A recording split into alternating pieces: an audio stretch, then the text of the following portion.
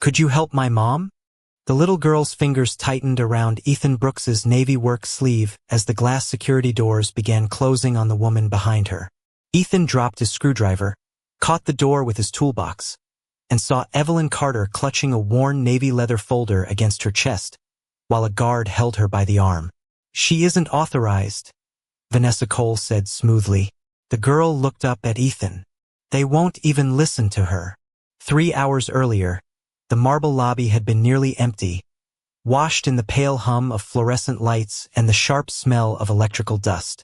Ethan stood on a short aluminum ladder beneath the east security gate, replacing a faulty motion sensor before the morning rush. The sensor kept clicking half a second too late, a small mechanical hesitation most people would never notice.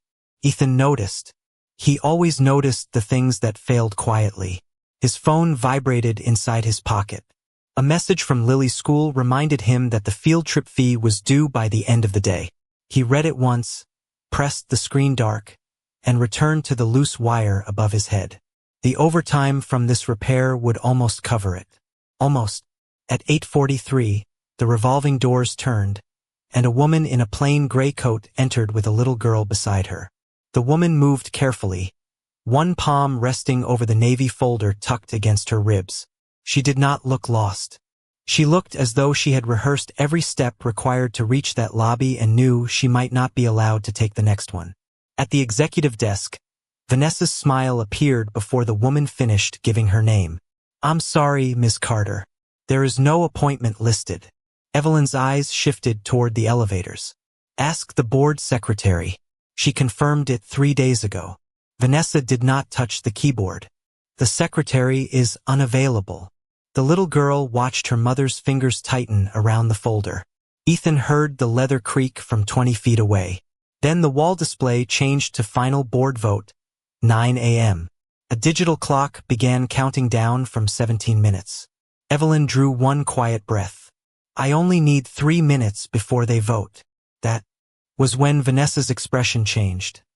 Not enough for anyone hurrying through the lobby to see, but enough for Ethan. Her smile remained. Her right hand slid beneath the desk. 2 security officers approached before she had spoken into a phone. Ma'am, the taller guard said, we need you to step outside. The girl moved closer to her mother. Evelyn did not raise her voice. Please verify my name with the board secretary. Your status has already been verified, Vanessa replied. The guard reached for Evelyn's elbow. The child slipped away from her mother, crossed the polished floor, and tugged Ethan's sleeve hard enough to shake the screwdriver from his hand. Now, with the glass door pressing against his toolbox and the lobby beginning to notice, Ethan stepped down from the ladder. He did not ask what was inside the folder. He did not ask whether Evelyn was important. He looked at the red mark forming beneath the guard's fingers and said, Let go of her arm while we check. Vanessa came around the desk, her perfume cutting through the smell of warm wiring. Mr. Brooks, this is an executive security matter. Please return to your assignment. Ethan kept one hand against the door. Has anyone checked her name twice? There is nothing to check. Ethan crossed to the visitor terminal and typed Evelyn Carter. The screen flashed white, then displayed words no missing appointment should have produced. Access restricted, executive override.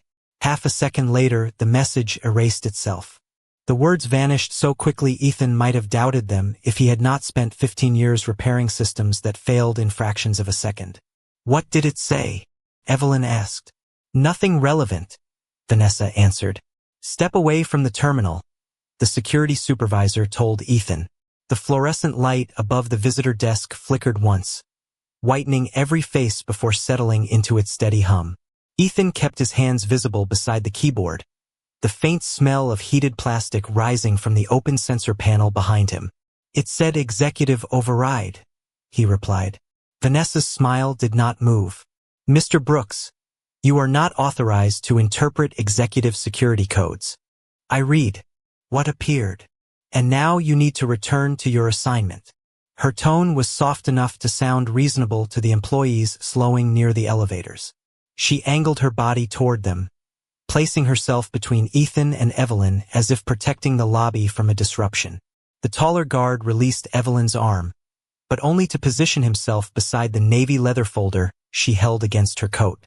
A pale red mark remained on her sleeve near the elbow. Her daughter saw it and touched the fabric with 2 careful fingers.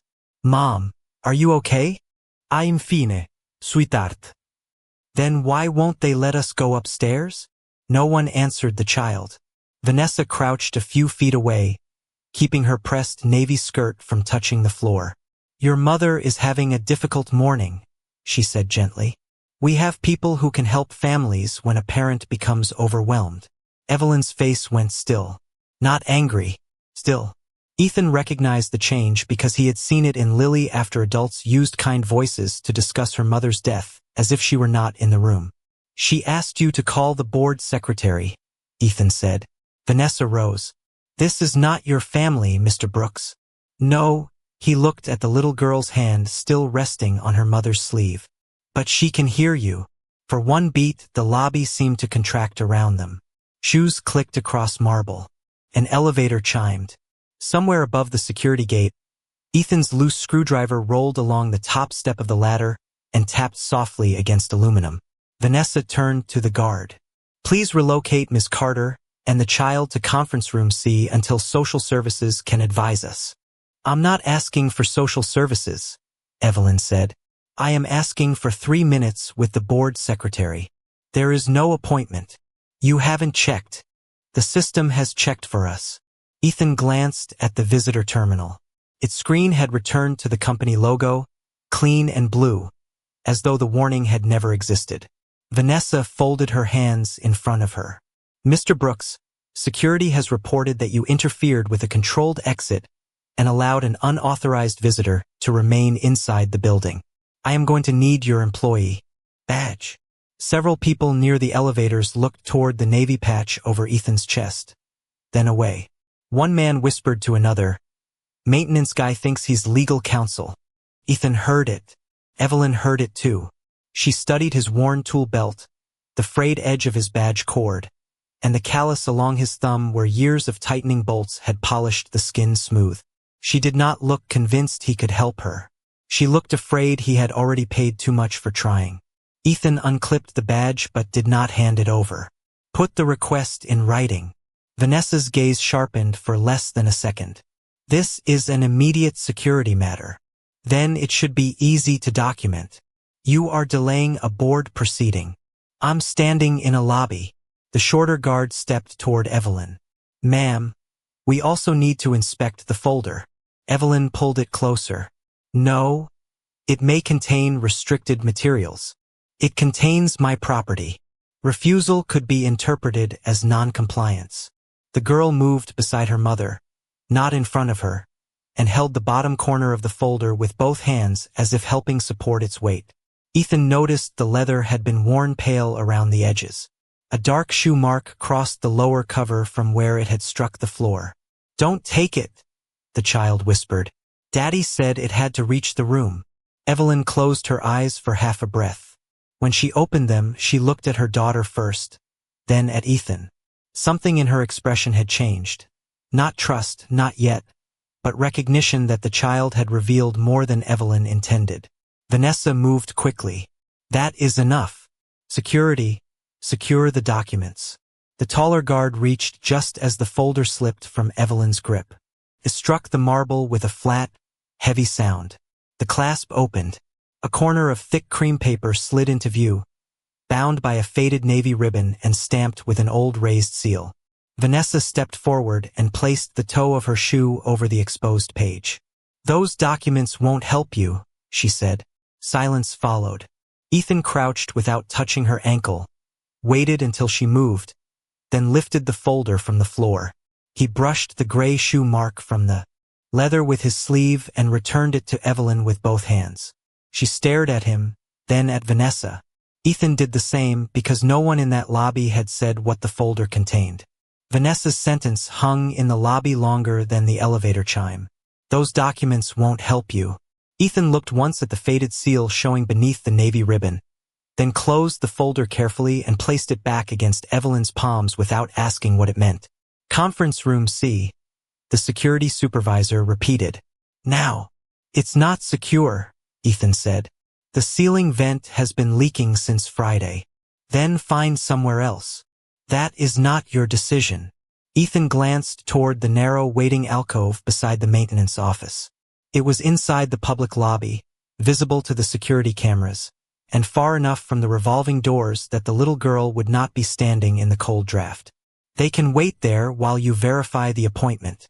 Vanessa gave a soft, patient sigh, the kind used for someone who had failed to understand something simple. Mr. Brooks, your instinct to help is admirable. But kindness without judgment creates liability. Ethan did not answer. He picked up his toolbox, moved it away from the glass door, and held the door open until Evelyn and her daughter had stepped clear of the moving panels. Then he walked them to the alcove at an ordinary pace, refusing to turn their removal into a spectacle. The space contained 2 plastic chairs, a low table scarred by coffee rings, and a vending machine that hummed louder than the lights. A camera blinked red above the doorway. Ethan checked the vent with the back of his hand, then pulled one chair away from the cold stream of air. Sit here, he told the girl. Evelyn remained standing. You've already done enough. The appointment still hasn't been checked. And your badge? Still mine for the moment. He opened his toolbox, removed a clean shop towel, and laid it on the table. Evelyn set the navy folder on top of it rather than on the stained laminate. The dark shoe mark remained across the leather. Ethan dampened one corner of the towel at the water fountain and wiped the mark away in slow circles, careful not to touch the clasp or the exposed paper. Evelyn watched his hands. You don't want to know what's inside? You didn't ask me to open it. The girl looked between them, then touched the faded edge of the cover. It was my dad's, she said. Evelyn's breath caught almost silently. She placed her hand over her daughter's. That's enough, sweetheart. Ethan folded the damp towel inward so the dirt disappeared. He did not ask about the father. His phone vibrated again. This time the message from Lily's school included a final reminder. Payment due by 3 p.m. to reserve student seat. Ethan read it, reached into his wallet, and found $11 and a single crumpled 5. The vending machine charged $3 for milk and $4 for a turkey sandwich.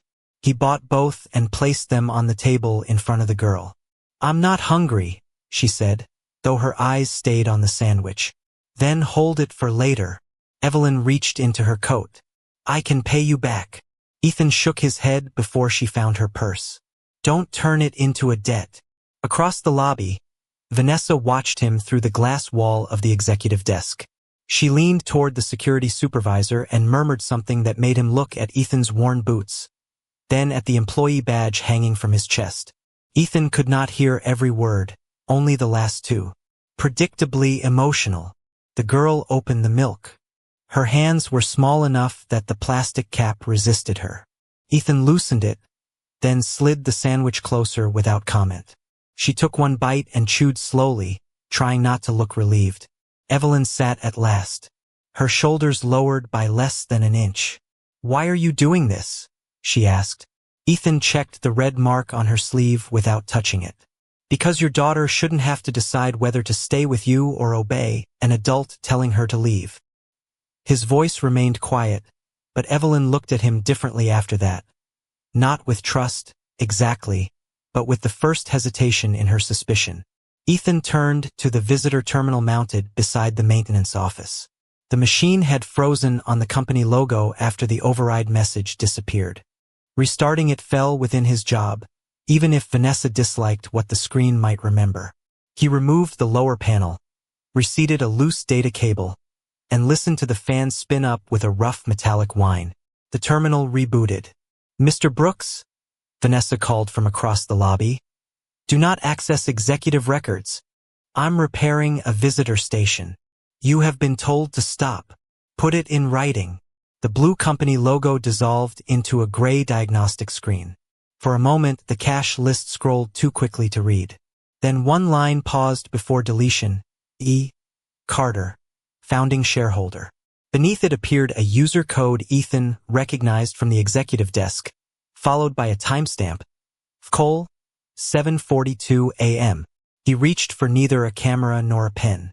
He simply kept his eyes on the screen long enough to remember every character, because the machine had just shown him that Evelyn's name had not been missing at all. The cache line vanished, but Ethan had already memorized the user code and the time. Cole, 7:42 a.m. Step away from the terminal, the security supervisor said. He was told not to access executive records, Vanessa added. I restarted a frozen visitor station, Ethan replied. The vending machine hummed behind him, and the little girl's milk carton made a soft paper crackle as she tightened both hands around it. Evelyn remained seated beside the navy leather folder, watching Ethan with the caution of someone who had learned that a person could be kind and still be wrong. Vanessa crossed the lobby in measured heels. Mr. Brooks, you are now interfering with a security review after being specifically instructed to stop. She held out her hand for his badge.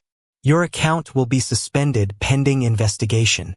Ethan looked at the terminal, then at the open maintenance panel near its base. The station wrote a local error log when it restarted. That log is not your concern. It is if the terminal failed. The terminal did not fail.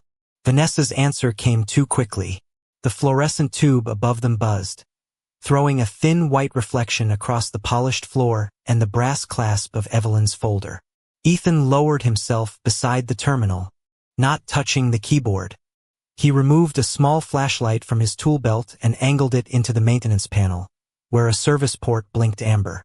Then why did it show an executive override? He asked. No one answered immediately. The security supervisor shifted his weight. Vanessa kept her hand extended for Ethan's badge, but her eyes moved toward the camera mounted over the waiting alcove.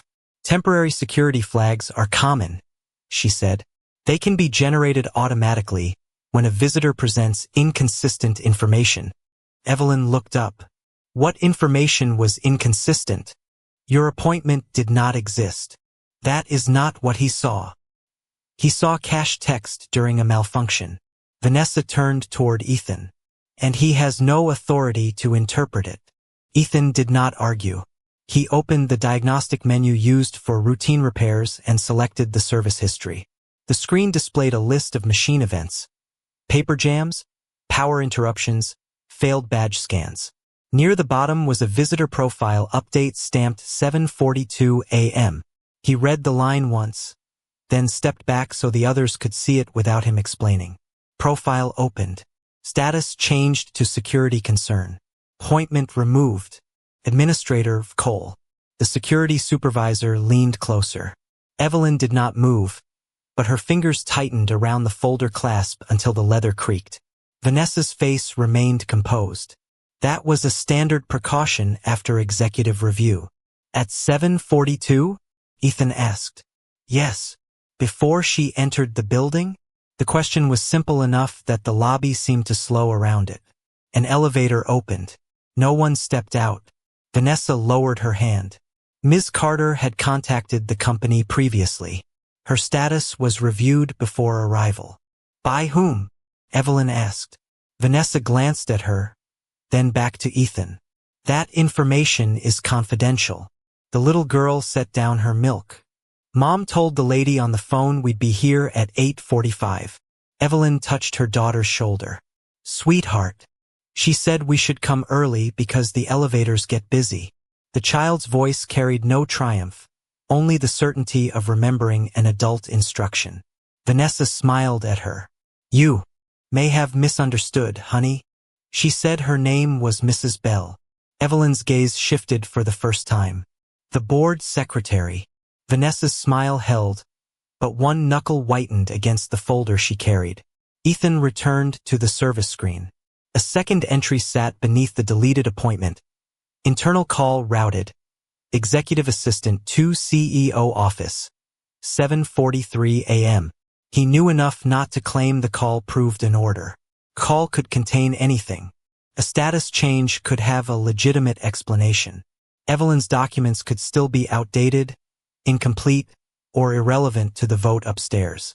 Kindness did not require blind belief, and Ethan would not replace one untested story with another. He opened the export menu and selected Read-Only Archive. What are you doing? Vanessa asked. Preserving the service record.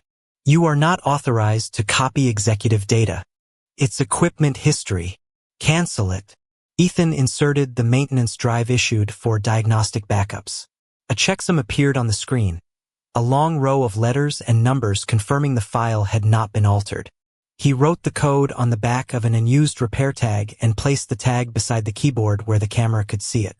Now anyone can verify whether it changes. The supervisor looked at Vanessa. For the first time, he seemed unsure which instruction protected him more. Evelyn studied Ethan as though trying to decide whether his restraint was caution or disbelief. "You still don't believe me," she said quietly. Ethan met her eyes. "I believe someone changed the record before you arrived. That is not the same thing." Something in her shoulders eased, not because he had taken her side, but because he had refused to pretend certainty he did not possess. Vanessa's phone vibrated. She looked at the screen, then turned it face down without answering. A moment later, the visitor terminal rang through its maintenance speaker. Ethan pressed the external call button. "Brooks," a man's voice said. Calm, educated, familiar with being obeyed. "This is Daniel Mercer. Delete the copied log, return to your assignment, and your suspension will remain administrative rather than disciplinary." Ethan looked at the Navy folder on the shop towel, then at the timestamp glowing on the terminal. Why would the interim CEO care about a visitor station repair? A pause followed, brief but unmistakable. "Because those founding papers expired years ago," Daniel said. Evelyn's head lifted. Ethan looked at the closed folder. He had never told Daniel what was inside. Daniel's words left a thin silence on the maintenance speaker. "Those founding papers expired years ago." Ethan looked at the closed Navy folder, then at Evelyn. Her face had lost what little color remained, but she did not reach for the phone. "How do you know what she brought?" Ethan asked. Daniel's answer came without hesitation.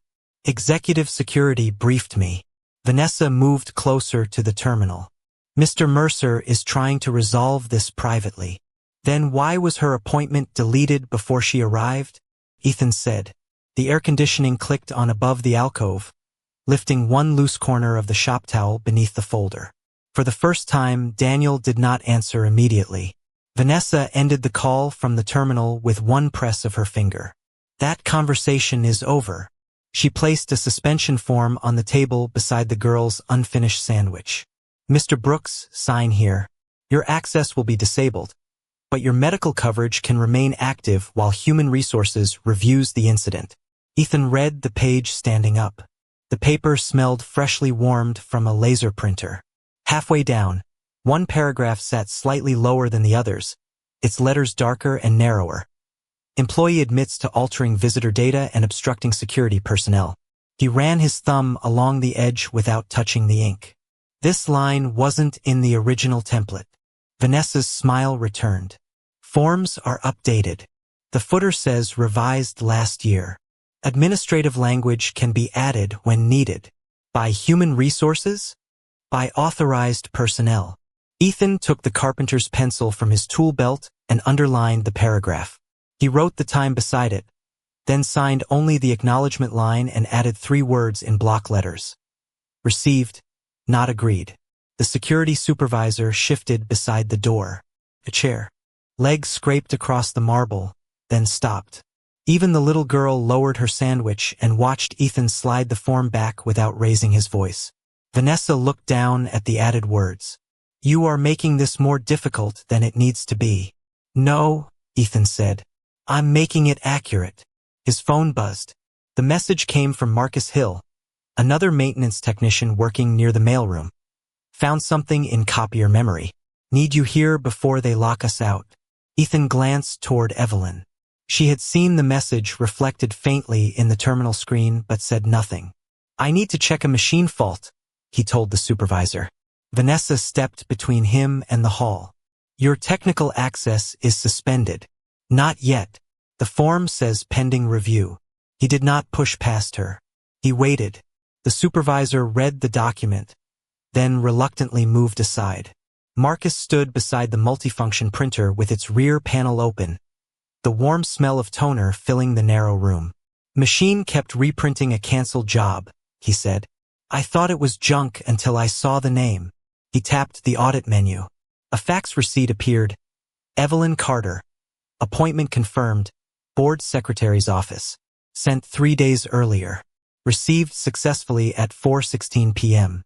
The confirmation carried the electronic signature of Margaret Bell and a transmission ID that matched the company server.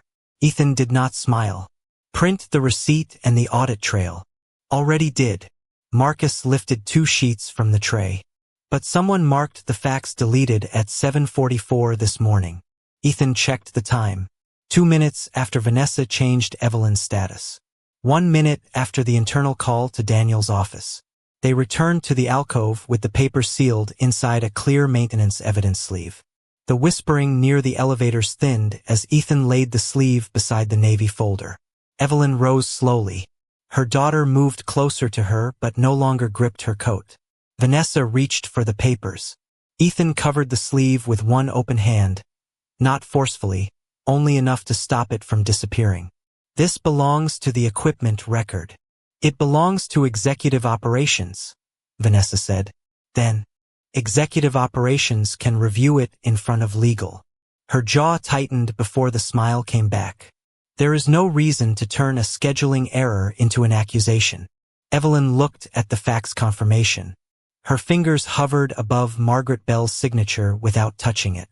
She called me herself, she said. She told me to come early. Vanessa folded her arms. Mrs. Bell is unavailable to verify that. Ethan examined the transmission line again.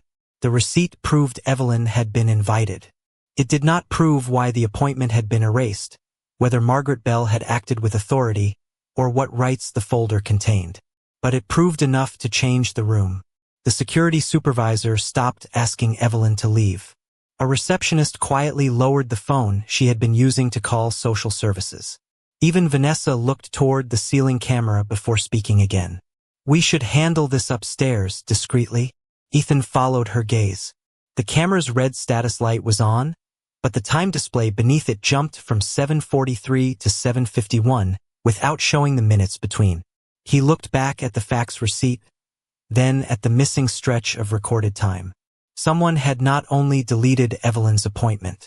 Someone had removed the exact 7 minutes when the proof of it entered the building. The 7 missing minutes changed the shape of the problem. Until then, Ethan could still imagine a frightened executive assistant overreacting, a careless scheduling error, or a system patched badly enough to create its own suspicion. But a deleted appointment, a preserved fax, and a camera gap aligned too neatly to be accidental. We need legal down here, he said. Vanessa's expression remained composed, though she slipped her phone into her jacket pocket without checking the screen. Legal does not respond to maintenance theories. Then they can respond to the fax. The fax proves someone scheduled a meeting. Nothing more. Evelyn looked at the timestamp on the clear evidence sleeve. It proves I was expected. It does not prove you were authorized to interrupt a board vote. The copier in the mailroom finished cooling behind them, its fan winding down until the lobby seemed unnaturally quiet. Morning light had shifted across the glass walls, leaving the navy folder in a narrow band of gold on the waiting room table.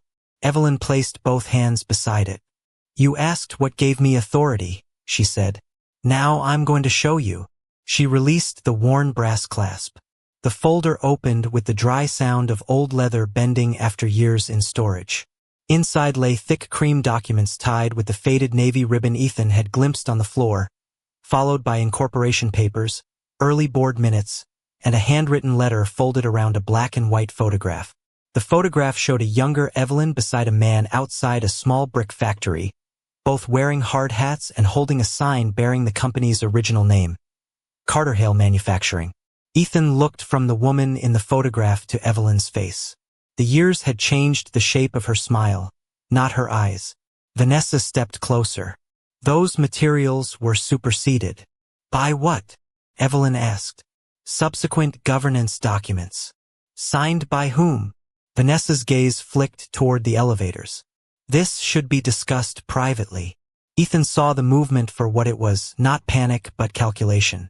She wanted Evelyn separated from the facts, the log, and the witnesses. He lifted the clear evidence sleeve and placed it beside the open folder. Nothing moves until legal logs both. Vanessa's voice cooled. You are suspended, Mr. Brooks. Then call someone who isn't.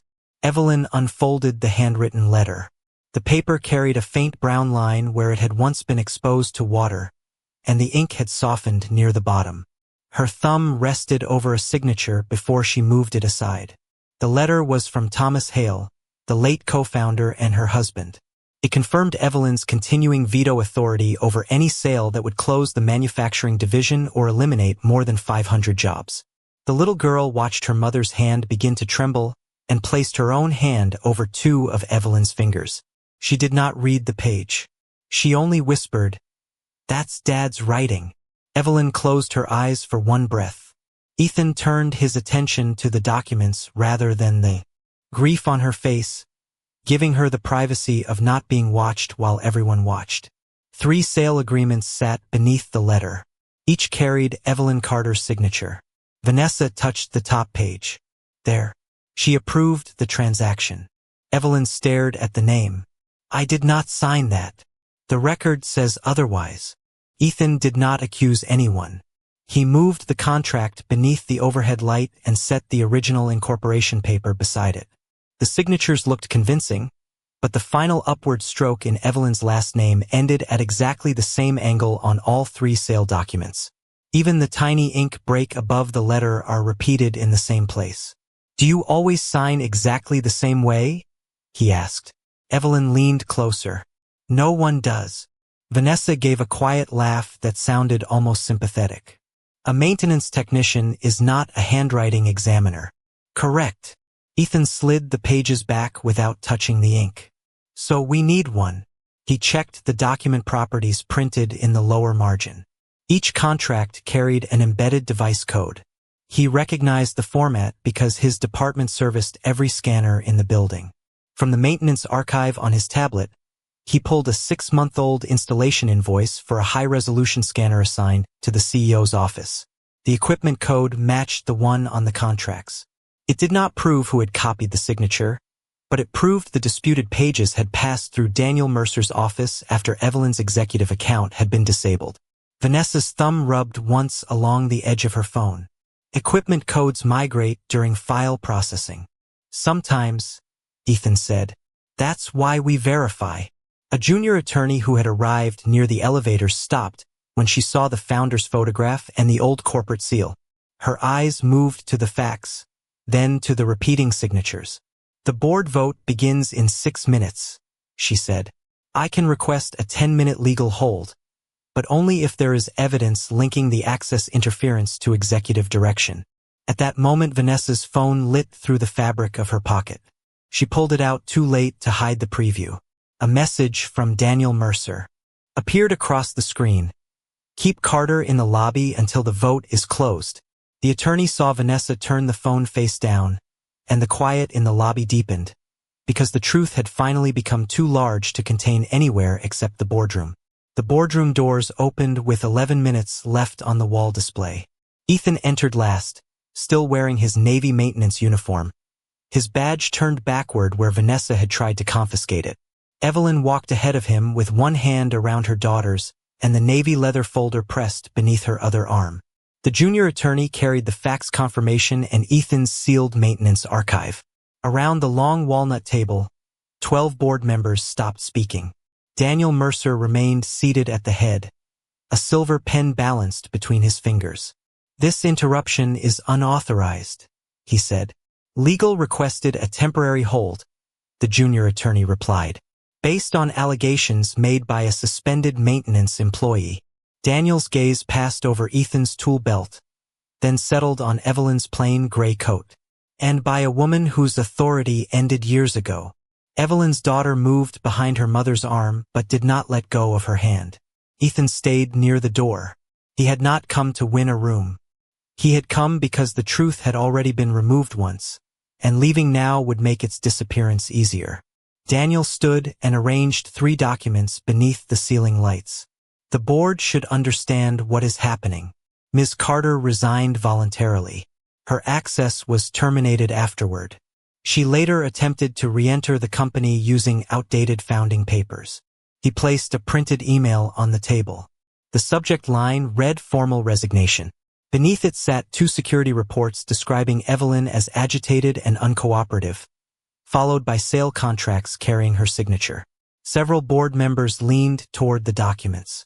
A chair rolled softly across the carpet. For a moment, the room moved back toward Daniel. "The signature is hers," one director said. "The email came from her account," another added. Daniel's voice softened. "I regret that her daughter witnessed this. That is precisely why. We tried to handle the matter privately." Vanessa stood beside the presentation screen with her hands folded. Her expression held practiced concern. Mr. Brooks misunderstood a temporary security designation, accessed restricted records, and escalated an emotional family situation. Ethan did not look at her. He looked at the Navy folder resting against Evelyn's side, then at the child watching adults discuss her mother as though she were evidence instead of a person. "Put the folder on the table," the junior attorney said. Evelyn hesitated before laying it on the walnut surface. Her daughter touched the worn corner once. "That's where Dad kept his letter," she whispered. No one asked her anything further. Evelyn opened the folder herself. The incorporation papers came first, followed by the founding charter and Thomas Hale's handwritten letter. The old raised seal caught the recessed light. Daniel lifted the resignation email. Historic documents do not override a later resignation. The board secretary's empty chair remained visible near the far wall. Beside it, the digital countdown continued. 7 minutes. The junior attorney placed the fax confirmation beside the charter. Margaret Bell invited Ms. Carter to this meeting 3 days ago. Daniel barely glanced at it. An administrative mistake. Ethan set the repair tag containing the checksum next to the fax. Her appointment was opened, changed to security concern, and deleted at 7:42 this morning. Vanessa answered smoothly. A precaution after prior threats were reviewed. "What threats?" Evelyn asked. "That information is confidential." "Then show legal." Vanessa's eyes moved toward Daniel. The pause lasted less than a second, but 3 board members noticed it. Daniel tapped the resignation email. "This is the controlling record. Ms. Carter resigned, her account was locked, and security acted accordingly." The room tilted toward him again. Even Evelyn looked at the email longer than before. Ethan understood why. A real message from her account could explain the deleted access, the security flag, and every action that followed. He stepped closer to the table but did not touch the page. "When was it created?" Daniel's pen stopped moving. "The date is printed at the top. That is the sent date." Ethan looked at the junior attorney. "Check the file metadata." Vanessa spoke before the attorney could move. "Email metadata can change during archiving. Then the original server record should clear it up. That system is under executive control." "Exactly," Ethan said. The room became quiet enough to hear the ventilation above the projection screen. The attorney connected her laptop to the boardroom display and opened the preserved server header supplied with Daniel's packet. Lines of technical data appeared across the wall. The message claimed Evelyn had sent it at 6:18 p.m. 2 years earlier. But the file creation field showed a different date, 3 days after Evelyn's account had been locked. A board member slowly lowered his glasses. Daniel did not sit down. "Migration can regenerate creation dates." "It can," Ethan said. "So we verify again." He connected the read-only maintenance archive. The visitor service log appeared beside the email metadata. Evelyn's appointment, Vanessa's user code, the 742 change, the 743 call to the CEO's office, and the deletion that followed. The evidence did not yet prove Daniel wrote the resignation message. It proved his explanation depended on a file created after Evelyn could no longer access the account. Vanessa's hand drifted toward the screen controls. The junior attorney moved the remote out of reach. "No one deletes anything." Daniel's voice hardened for the first time. "This board cannot delay a lawful transaction, because a maintenance worker has confused system artifacts with evidence. Ethan met his eyes. I'm not asking them to trust me. I'm asking them to preserve what you want erased. 5 minutes remained. The junior attorney requested the lobby footage. Vanessa produced a security export showing Evelyn's arrival and Ethan blocking the glass door with his toolbox. The screen made him look exactly as Daniel had described him, an employee interfering with security. There, Daniel said. That is the incident. Then the video jumped forward 7 minutes. Ethan watched the timestamp change. Where is the missing section? Camera malfunction, Vanessa replied. Already documented. By whom? Facilities. Every face at the table turned toward Ethan. He shook his head once. Not in my department's report. Daniel gathered the resignation email and contracts into a neat stack. Then the camera failed without generating a ticket. It changes nothing. The junior attorney looked at Ethan. Is there another recording source? Ethan glanced toward the small black housing above the boardroom door, identical to the units installed throughout the building during the security upgrade. The main system failed, he said. Maintenance kept an independent backup feed for sensor calibration. Vanessa's composure finally cracked at the edges. That feed has no audio. Ethan removed the maintenance drive from his pocket and placed it beside the Navy folder. Then the call logs will have to tell us what the camera could not. The maintenance backup filled the boardroom screen, and at 7:42 a.m. Vanessa appeared behind the lobby desk with Evelyn's fax confirmation in her hand. She read the name, looked toward the security camera, then called Daniel's office. 1 minute later, she folded the page beneath a visitor binder and changed Evelyn Carter from confirmed guest to security concern. No one at the walnut table moved. The projector fan whispered above them. Daniel's silver pen rolled from his fingers, struck the tabletop, and stopped beside the resignation email. There is no audio, he said. His voice had gone dry. The video proves nothing about intent. Ethan remained beside the boardroom door, one hand resting near the maintenance drive. Then checked the calls. The junior attorney opened the building's preserved phone log. At 7:43, Vanessa's extension had connected to the CEO's office for 48 seconds. At 7:44, the fax record was deleted. At 7:45, the main lobby camera entered manual maintenance mode under an executive credential. Vanessa's hands tightened around the screen remote. Those are routine administrative actions. All within 3 minutes? A board member asked. During an active security concern. Ethan looked at the timestamp. The concern was created before the call ended. The room went still again. The attorney opened the internal message archive linked to Daniel's executive account. One message appeared in plain black letters across the screen. Flag Carter. Delay until vote closes. Vanessa stared at Daniel. Daniel did not look back. That message lacks context, he said. The context is the sale, Evelyn replied. She stood at the far end of the table with one hand on the navy leather folder and the other holding her daughter's fingers. Her voice did not rise. You knew my veto rights remained active. Daniel lifted the disputed contracts. You signed approval. A forensic document specialist joined by secure video at legal's request. The 3 signatures enlarged across the wall. The same broken ink line appeared above the same letter. The same final stroke ended at the same angle. Then the specialist placed Evelyn's original incorporation signature beside them. The sale documents contain a duplicated signature image, she said. They are not independently executed signatures. The boardroom seemed to shrink around the words.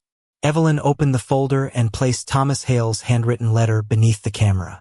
The old corporate seal, the founding charter, and the veto clause appeared on the screen in sharp detail.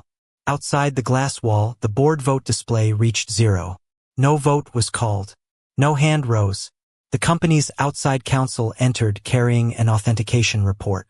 The charter is valid, he said. The veto provision remains enforceable. Ms. Carter's removal was never legally completed. Evelyn's daughter exhaled and leaned lightly against her mother's side. Ethan watched her small hand release the corner of the folder for the first time that morning. Daniel attempted to gather the contracts, but the papers slipped unevenly beneath his palm. This company cannot be governed by sentiment and old grievances. The board chair looked toward the auditor seated near the window. What financial interest did Mr. Mercer have in closing today? The auditor opened the final file. A bonus clause awarded Daniel $12 million if the sale closed before the end of the quarter. The amount appeared beneath his signature. Vanessa slowly set down the remote. Daniel looked toward the glass doors, then toward the security officer stationed outside them, as if measuring a distance he could no longer cross. The board chair folded his hands. The vote is cancelled. The sale agreement is suspended pending fraud review. Mr. Mercer and Ms. Cole are relieved of authority effective immediately. No one applauded. The only sound was the soft click of the projector changing screens. All records connected to Ms. Carter's access, the altered contracts, the missing footage, and the deleted appointment will be preserved for independent investigation. The chair continued. Mr. Brooks is cleared of misconduct and reinstated. Every face turned toward Ethan. The same directors who had studied his frayed badge cord now waited for him to speak. He did not step toward Daniel. He did not claim the empty chair at the table. He walked to Evelyn, closed the navy folder without disturbing the ribbon, and placed it back into her hands. "It should stay with you," he said. Evelyn looked at him for a long moment. "You kept them from burying it." Ethan glanced at her daughter, then at the silent board. "I checked twice." The chair asked him to remain after the investigation team arrived, saying the company would need to discuss recognition, compensation, and whatever position he wished to name. Ethan's phone vibrated with another reminder about Lily's field trip payment. He looked at the message, then at the boardroom that had suddenly decided his voice mattered, and no one yet knew what a man like Ethan Brooks would ask for when power finally offered him something in return. The boardroom emptied without applause. Daniel Mercer and Vanessa Cole were escorted to separate conference rooms while outside counsel sealed laptops, phones, contracts, and access logs for independent review. The sale agreement was frozen before noon. Evelyn Carter's founding rights were restored in the corporate record, and Margaret Bell, the board secretary, was placed under whistleblower protection after investigators found she had been pressured to remain unavailable. 2,000 employees received a company-wide notice stating that no plant would close and no position would be eliminated under the fraudulent transaction. Ethan read the message from a folding chair outside Human Resources, his stainless steel water bottle between his boots and his toolbox resting where everyone could see it. No one called it clutter now. The board chair offered him an executive security position, a private office, and a salary large enough to make Lily's field trip fee seem like a forgotten problem. Ethan listened without interrupting. Then he turned the offer letter face down. "I fix buildings," he said. "I'd like to keep doing that." Evelyn sat across from him, the navy leather folder on her lap. The shoe mark was gone, but the worn edges remained. "You could ask for anything reasonable," she said. "Then fix the process." Ethan placed a handwritten page on the table. He requested an open-door review for anyone denied access by executive override, immutable audit logs no single officer could erase, automatic preservation of camera backups, independent appeals for security designations, and whistleblower protection that did not depend on a supervisor's permission. He also asked that employees suspended during investigations keep their health coverage and receive written accusations before being asked to sign anything. The board chair read the list twice. "And for yourself?" Ethan looked at the field trip reminder still glowing on his phone. "Fair pay for the hours I worked. Nothing hidden." The compensation committee corrected his suspension record publicly, paid the overtime that had been withheld, covered the wages he lost that morning, and issued a formal apology stating that his restraint had protected evidence, employees, and the integrity of the company. Ethan asked them to remove the sentence calling him heroic. "Write that someone checked twice," he said. 3 months later, a brass sign appeared beside the repaired lobby doors. "An O1 is invisible here." Beneath it sat a small panel explaining the new appeal system in plain language. Margaret Bell returned to work with her record cleared. The fraudulent contracts were voided. Daniel and Vanessa remained under investigation for forgery, obstruction, and financial misconduct, their consequences determined by auditors, attorneys, and courts rather than by humiliation in a crowded room. Ethan never spoke about them, with Lily beyond saying, "Adults still have to answer for what they choose." Evelyn returned as a legally recognized co-founder, but she did not reclaim the company by pretending the lost years had not happened. She opened the first employee forum by admitting where leadership had failed and announcing an independent worker council with authority to challenge executive decisions affecting layoffs and plant closures. The navy leather folder was placed in a climate-controlled public archive beside Thomas Hale's founder letter, no longer a burden Evelyn had to clutch against her chest, but a record anyone could examine. On the first Friday after the reforms passed, Evelyn and her daughter met Ethan and Lily at a neighborhood diner. Lily explained the field trip with both hands moving over the table while Evelyn's daughter listened, then pushed half her fries across the plate without being asked. The girls became friends slowly, through library afternoons, school projects, and the ordinary trust of knowing the adults around them would not make them carry adult secrets. Ethan and Evelyn moved slowly too. There were no grand declarations.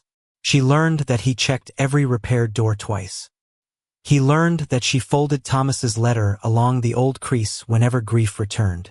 Some evenings they spoke after the children fell asleep. Other evenings they sat quietly, neither demanding that the other be healed on schedule. Months later, in the lobby where they had first been dismissed, Evelyn's daughter lightly tugged Ethan's navy sleeve again. "The door's sticking," she said. Ethan smiled, set down his water bottle, and opened his toolbox. Evelyn watched from beneath the new sign while Lily held the glass door for an older custodian pushing a cart. Ethan adjusted the sensor, tested it once, then tested it again. When the doors opened smoothly, no one cheered. The four of them simply stood in the soft mechanical hush, understanding that dignity had never needed to make noise, and kindness had not disappeared. It had only waited for careful hands to turn it into justice.